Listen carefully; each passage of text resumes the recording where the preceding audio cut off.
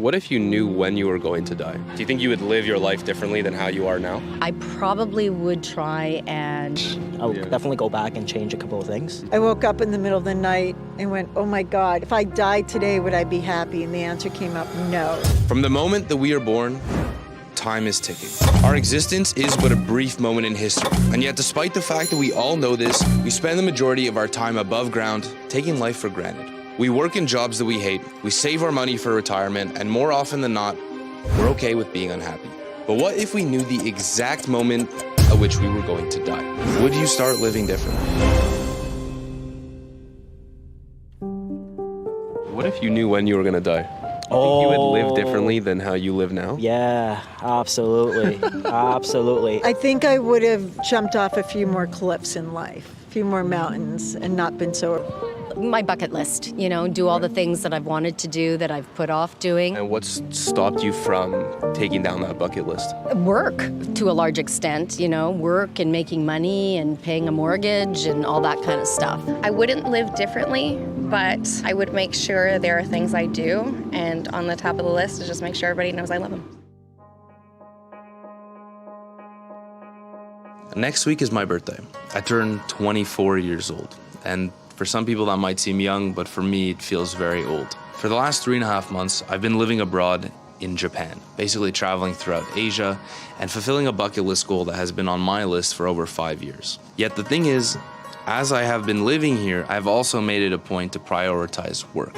All of us assume that the end is going to be in their 80s, according to whatever the life expectancy is in your country. But any of our lives could end very quickly. I'm very big on journaling, and this year I've decided to ask myself, what would I do if I knew when I was going to die? The more I sit here, the more I realize how simple the answer is. But the answer is not what I thought it would be. The only two things that I could think about that I should do if I had a week to live is number one, give back and leave a mark in the world. And number two, spend time with people that I love. And that's it. Nothing else matters. Does death scare you?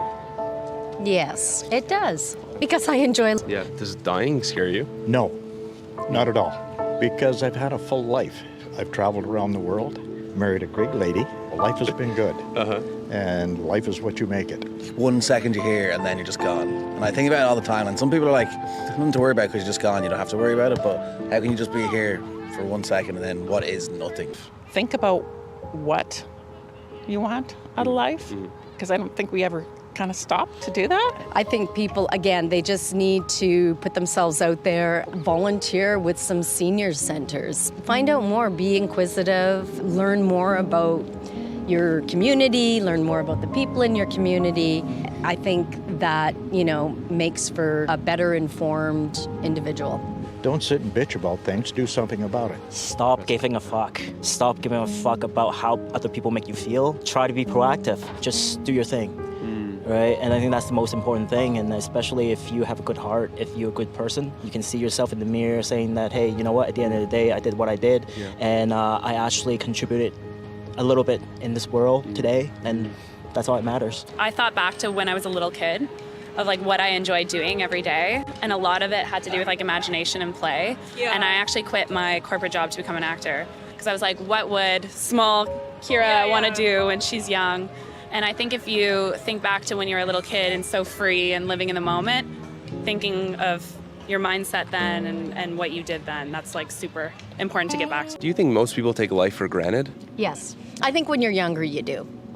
And I think as you get older and you see happenings, illnesses, tragedies, you begin to appreciate it more and more. The thing really got me was when my first kid hit 30 years old. And then I went, I have a 30-year-old child. For me, that was the hitting home point where I went, oh, time isn't moving on. Everybody thinks they're going to live forever. Everybody thinks sickness isn't going to affect them, mental health isn't going to affect them, grief isn't going to affect them, but it affects us all. So how do you live differently than most people? If you could describe things you do versus things people either don't do or don't. Present yourself who you are and surround yourself by people that accept that. Be yourself, don't put up a front.